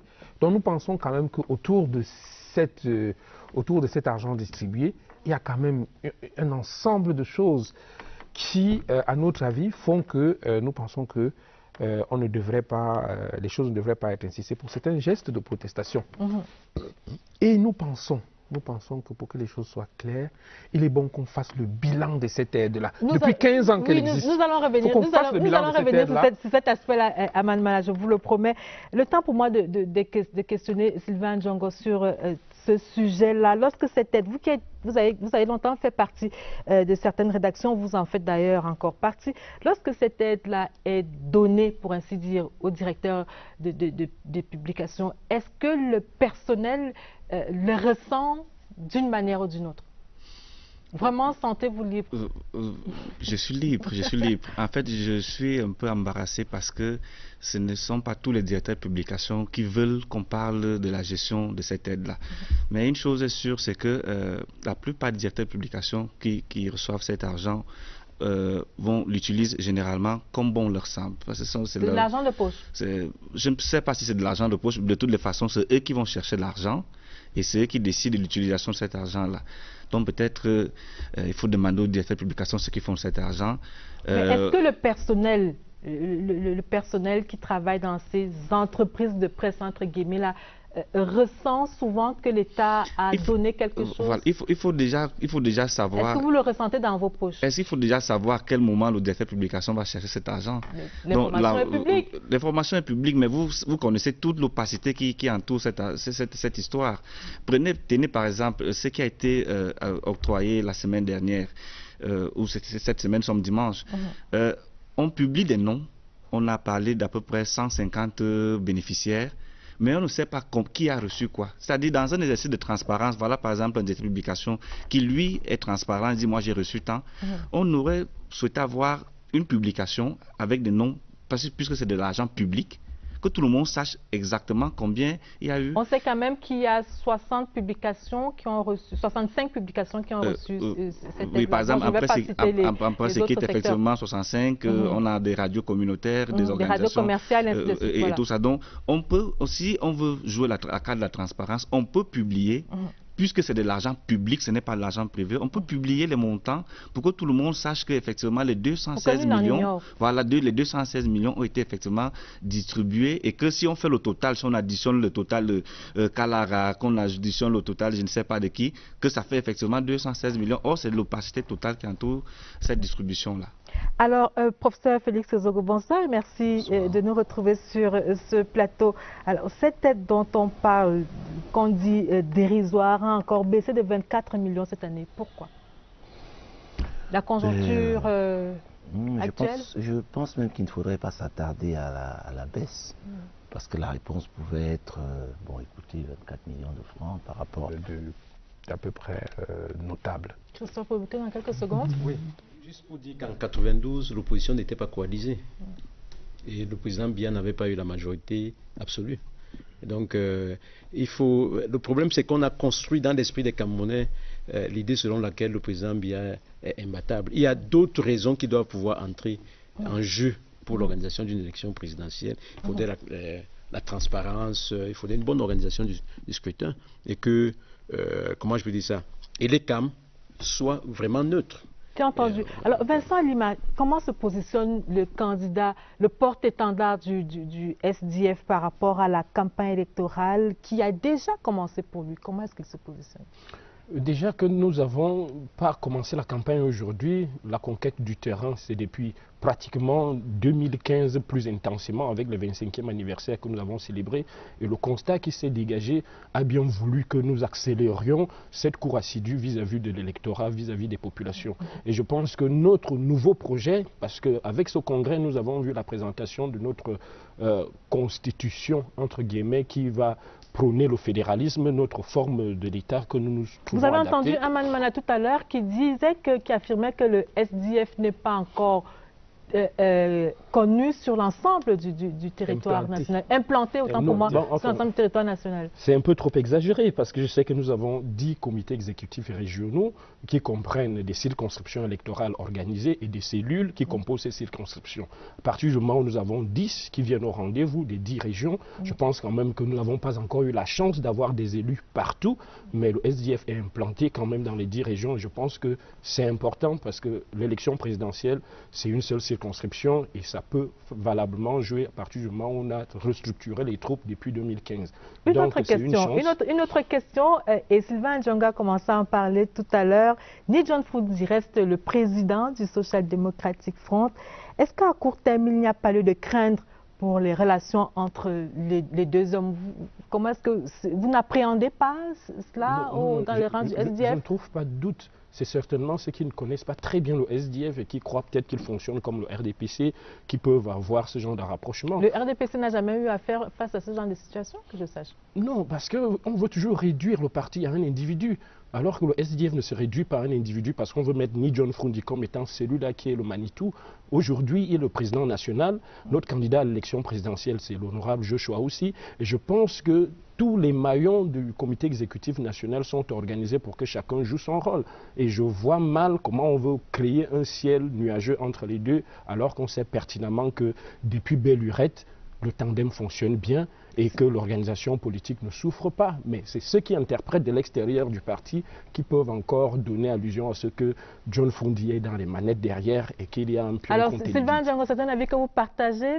Bien évidemment, mais si vous voulez, je peux reprendre par une autre figure de style. C'est exactement comme vendre une chèvre et garder la corde. Aujourd'hui, le patron de Joshua aussi, c'est John Froudi, et donc il lui a cédé un peu de pouvoir. Vous pouvez prendre les autres pays que nous aimons souvent citer comme exemple, par exemple en France ou le PS.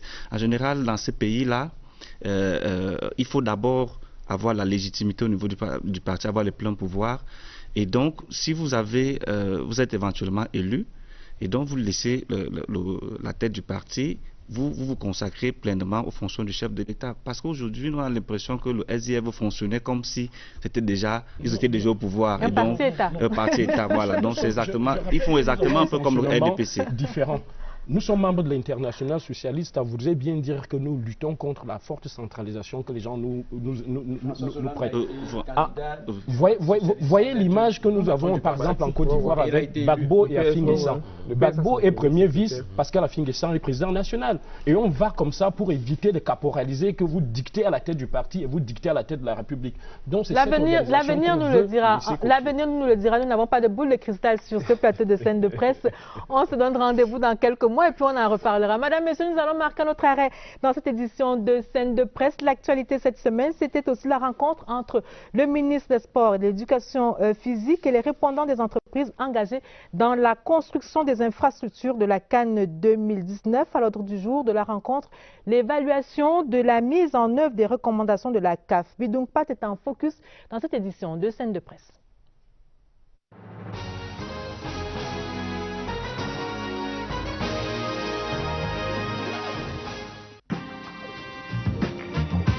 Cette première mission d'inspection a concerné principalement les infrastructures sportives, hôtelières et aéroportuaires.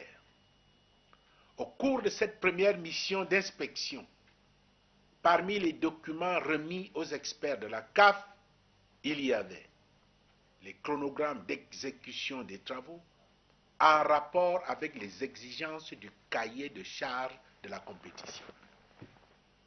Par ailleurs, à l'issue de cette mission d'inspection, des observations et recommandations ont été faites par les experts en vue d'accélérer les travaux sur le terrain. La rencontre de mardi dernier avait pour objet principal de faire le point sur l'application dans les différents sites de déroulement des activités de la prochaine CAN, des recommandations faites par la dite mission. Lors de la réunion de la commission d'organisation de la CAN tenue au Maroc le 31 janvier 2018, à laquelle le président de la CAF a bien voulu m'inviter à prendre part. Les responsables de la CAF ont insisté sur l'impérieuse nécessité de respecter les différentes échéances précisées par les entreprises dans les documents présentés afin d'être en phase avec le cahier de charges de la CAF. C'est ce respect des calendriers d'accélération des travaux qui nous permettra d'assurer le succès de la deuxième mission d'inspection de la CAF au Cameroun au mois de mars prochain. Pour assurer le respect des recommandations de la CAF, les administrations compétentes doivent veiller, premièrement, à assurer en permanence le suivi de proximité des travaux sur tous les sites en faisant tenir un rapport hebdomadaire relatif à l'application des recommandations de la dernière mission de la CAF. Deuxièmement, à accélérer les procédures administratives. Se mobiliser en permanence de jour comme de nuit. De respecter les chronogrammes des... À 200 millions de francs, bon, ça reste une baisse minime.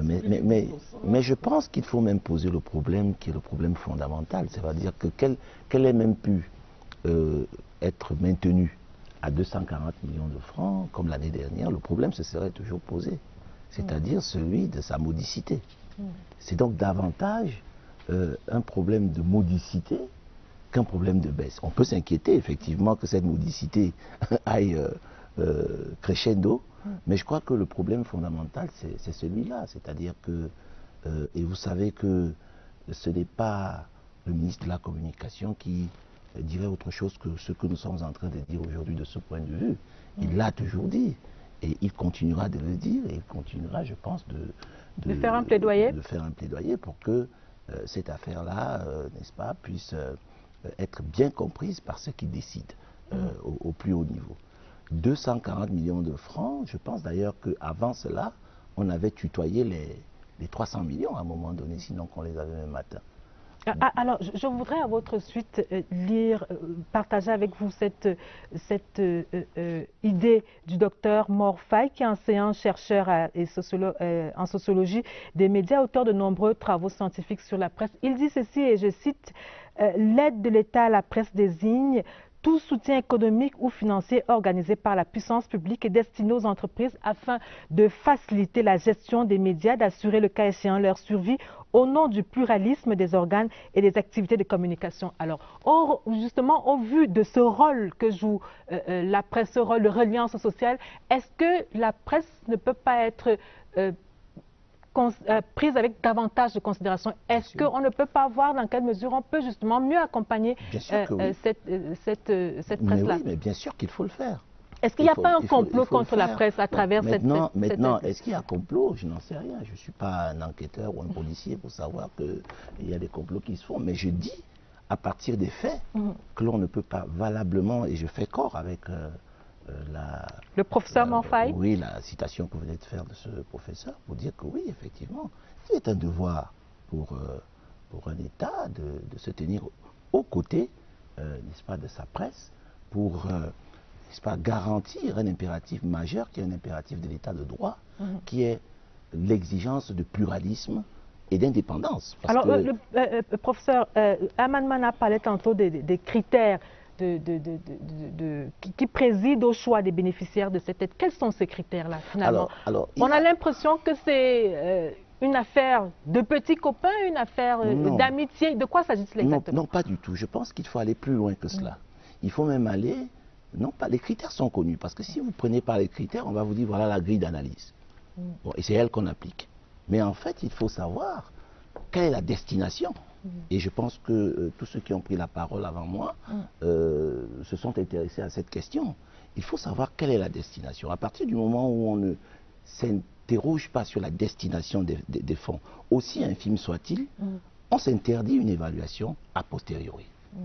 Parce que si on distribue effectivement comme cela se passe aujourd'hui, non pas au petit bonheur la chance, mais des espèces sonnantes et trébuchantes sans un cahier des charges précis pour cette utilisation, on se prive du moyen, n'est-ce pas, d'évaluation. En clair, il faut identifier... En clair, vous êtes d'accord avec Aman Mana qui disait tantôt qu'il faut un audit. Mais il n'est pas interdit d'être d'accord avec Aman Mana. Non, je ne l'ai jamais dit. Ce n'est pas un problème. Je ne vois pas pourquoi vous en faites un événement. Je ne l'ai jamais dit, monsieur le secrétaire général. Je ne l'ai jamais dit. Alors, je disais donc tantôt, vous êtes d'accord avec Aman Mana qui propose un audit. Ça fait 15 ans que cette aide-là est distribuée. Il faudrait qu'on finisse par savoir ce qui est fait de cet argent. C'est ce que vous proposez? Oui, tout à fait. Je pense que à défaut d'un audit, en termes comptables de gestion, on peut regarder, on peut faire une enquête. On va dans les rédactions qui ont reçu cette aide et on pose bêtement la question aux gens, qu'est-ce que vous avez fait de l'aide? Je ne suis pas sûr qu'on va trouver un ordinateur. Et l'objectif parce qu'il y a d'autres initiatives. Cet audit serait lequel? Mais ce serait de mieux aider. Si l'aide aide. Si l'aide aide. Je vais vous donner un exemple. Il y a l'aide, par exemple, il y a l'aide de la francophonie. Il y a par exemple l'aide de l'Agence internationale de la francophonie aux médias. C'est une aide quand si vous venez au jour, on va vous montrer le système informatique qui est le fruit de l'appui de la francophonie au jour. Et on a acheté des machines qui sont là depuis 10 ans. À l'époque, on avait acheté le top du top en matière pour faire de l'infographie et des Mac. Les Mac sont encore là, qu'on a acheté il y a 10 ans, grâce à l'aide de la francophonie. C'est assignable. Et quand la francophonie vous donne de l'argent, ils envoient quelques mois plus tard un émissaire pour venir vérifier physiquement ce que vous avez, en dehors des papiers que vous envoyez pour justifier l'aide que vous avez reçue, ils envoient physiquement, quelqu'un pour voir physiquement ce que vous avez fait de cette aide. Et c'est une aide consistante. C'est de l'aide consistante. Calara, par exemple, reçu à peu près 9 millions. Nous avons un Mac.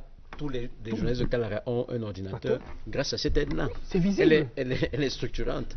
Mais avec 1 700 000 francs, qu'est-ce qu'on peut faire? Qu'est-ce que vous allez en faire? Il peut aller en week-end. Non, j'ai fait un post. J'ai fait un post l'autre jour. J'ai présenté ces billets parce que j'étais choqué d'être appelé. Oui, vous avez fait un post pour présenter les billets, mais qu'est-ce que vous allez faire de cet argent? Non, mais cet argent est déjà dépensé. J'ai payé 1 mois de salaire à mes employés. J'ai fait un virement à Macacos pour amortir ma dette là-bas. Et tout ça, c'est traçable.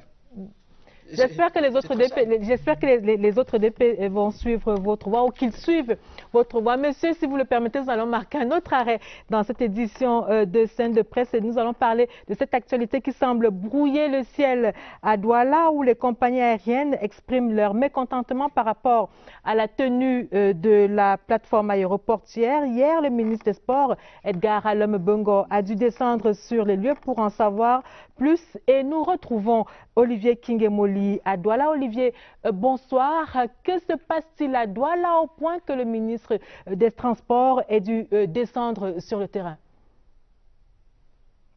Olivier, bonsoir.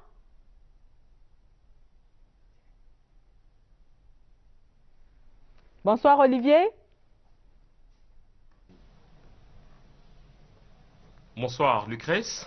Bienvenue à Douala et bonsoir à tout votre panel là-bas à Yaoundé. Alors, que se passe-t-il à l'aéroport international de Douala au point que le ministre des Transports ait dû descendre sur le terrain? Que se passe-t-il?